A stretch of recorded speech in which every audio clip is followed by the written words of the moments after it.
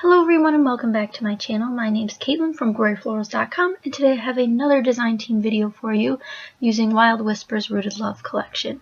This is more of a mixed media page, but I was inspired by their specific paper in this collection that has a bunch of birds on it. So I'm pulling colors out of that color scheme so I can use that paper on my layout later. But I'm starting by applying clear gesso to this light gray paper by Coordinations. So this is the Dina Wakley clear gesso, and I'm going to use that on this and let it dry. And then I'm going to start doing some of the mixed media items. I have some light green colored mist, which is the Heidi Swapp Color Shine in mint, or sweet mint, rather. And then I also have an October Afternoon sprinklers in Rocket Age, which is a navy color, which again I'm pulling to use from the bird paper background paper that you'll see that I use on this layout. So I'm using the packaging technique, in which you just put some on a piece of plastic, add some water if you'd like to water down the color a little bit, and then smear it all over the page. If you use clear gesso with this, then your color will sit on top of the paper and not soak in, and it'll cause less warping, or supposedly less warping. Mine still warped a little bit, but I did use a lot of coloring, so that's to be expected. Now I'm going to have to let all of this dry before I move on to my next steps, and since I don't have my heat gun at school, I have to set that off to the side before I can get any further on this project. I'm also going to be using all of the same colors to sprinkle around the page here. I just like the little droplet look, so I'm using the same too, and always using baby wipes to clean up because this stuff stains your fingers pretty bad sometimes. So while I let this dry, now that it's officially done being mixed mediaed on, this is the paper I was talking about, the bird paper. I'm deciding how much I want to cut it, and I was going to do like a circle cut, and then I was like, no, I don't need to do that. So I'm just going to cut that into strips in a second. But this photo is of my boyfriend when we were at the lake. I have another layout about this trip on my channel already, so you can check that out if you want to see another layout like this one.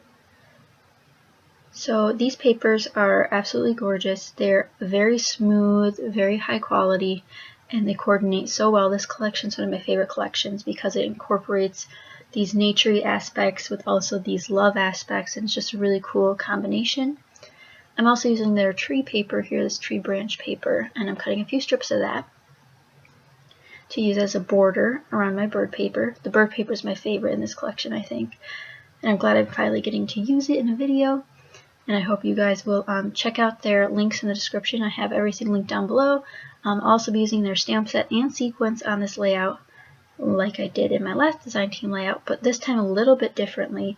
The stamps are kind of another mixed media layer aspect, and these stamps are great for that because there are so many tiny shapes. So you can create these nice clusters, which you'll see I do create a few stamp clusters with a few colored inks, and that really works well on this layout. So I glued down my main paper strip here, and then I have my photo. I believe I'm going to use this paper here with the circles on it, and it's perfect for my 2-inch circle punch. So I punch out this bird because it matches the browns in the branch paper I used, and that'll go bottom left of my photo to bring in some more brown. I thought about punching out some more circles, but I decided I'm going to use those in a different layout, so be on the lookout for that soon. So now that my mixed media is pretty much dry, I can begin the stamping process. I'm using some Colourbox dark brown ink and some Colourbox splash blue ink. It's like the perfect match for the Heidi Swapp Color Shine, and these stamps worked beautifully with the colors. So they're both chalk inks. I've used these with chalk inks and dye inks, and they work beautifully with all types of inks so far. I'm really liking them. They give great solid images. I have a few stamps in this set that are like full solid background flowers, and they stamp beautifully with this chalk ink. So a really great set to pick up if you guys are looking for it, and it's nice to support a small company. So you can find this on their website, which is again in the link down below.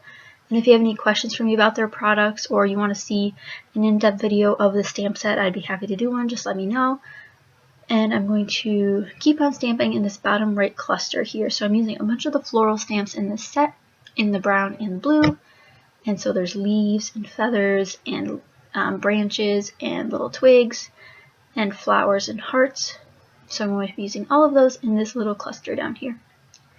Now I didn't really have a plan. Originally I was going to go all the way up the side, but then I decided, oh, I could put my title there. So I'm going to end up putting my title in the top right in line with the stamped stuff, which you'll see eventually. But yeah, so you can see more of the stamped images at the end of this video and over at the Wild Whisper blog.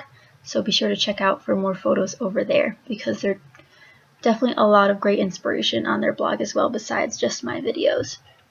So I decided to use some foam behind this picture to give it a little boost. I just use fun foam because it's cheap and easy. So there's that, and then I'll be layering it on top of their diamond pattern paper here, which I did use a punch out from on my last video. So be sure to check out my other design team video as well. So everything's starting to come together. Now I know I want to stamp more, but I really want to focus on getting a title, because I had no idea what to do for my title. But what I end up doing is pulling out these Amy Tangerine thickers and using the phrase "right now." And I planned on journaling about this, but then I messed up the tag, so we'll see how this goes later on when I finish the page and start journaling. So I put the title up there like I said I was going to earlier, and I know I want to stamp on the opposite side of this paper strip as well, which I'll get to once everything's glued down, because I want to know how much I have to stamp before I start stamping. But I'm going to glue down my cluster, my photo cluster here now, using my Wilton doily and my photo itself with all the paper layers. And then I forgot to put the tag underneath and leave a pocket for it, so now I'm just going to use the tag as an embellishment instead of its actual function.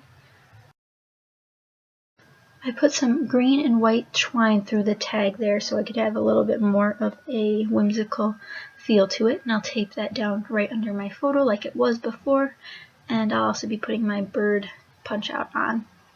I also used another piece of the thicker set underneath that bird there just to add a little more pop of gold. And now I'm going to do the rest of my stamping on the opposite side of this layer. So I'm using, again, the same two inks, my dark brown and my splash. So I'm starting with the feather outline because I have the feather on the other side, but that's the negative version of that. So I'm just balancing out those two elements, and I like how your eye is drawn to the other feather from both sides. I'm also stamping a few leaves. I really like this light blue splash color, like I said, because it matches the sweet mint beautifully, but it also still pops against it because it's a different type of medium, so they don't particularly blend together perfectly, but it is a great match. So I'm going to keep using the little sprigs in the stamp set and little hearts. I love the little heart stamps. They have full hearts and then outline of hearts, and they're so perfect, and they're the perfect size for all sorts of things. So once this cluster is complete, I am going to, oh, and another tip, you just saw me wipe my ink pad with a baby wipe. Because I didn't clean off my stamps very well last time and I put them on the light ink pad, it left a little bit of residue from the dark brown ink. So if you just wipe a baby wipe over the top, it'll get the ink off the top of your ink pad, so you will not have to worry about it next time. So I'm almost done with this clustering. I just really like how it turned out. The stamping is almost a focal point on this layout because of the detail it adds. Again, I'll have close-up photos of that at the end in case you wanted to see more of that, because I know I like to see the close-up details when I'm watching process videos, so I wanted to include that for you guys. And I'm almost done with this layout. Again, not much left to do, but I am going to add a little bit more sparkle. So I'm using my gold Heidi Swapp Color Shine to add more of that gold from the title piece. So I'm going to add a few droplets here and there. And then once that's dry, this layout is practically complete. I have to add a few sequins, of course, because I want to bring more of that dark brown color in. And this sequin pack is available at Wild Whisper's shop until they're sold out, so be sure to go check them out before this beautiful sequin pack sells out.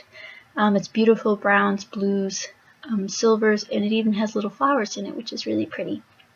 So I hope you guys enjoyed this video.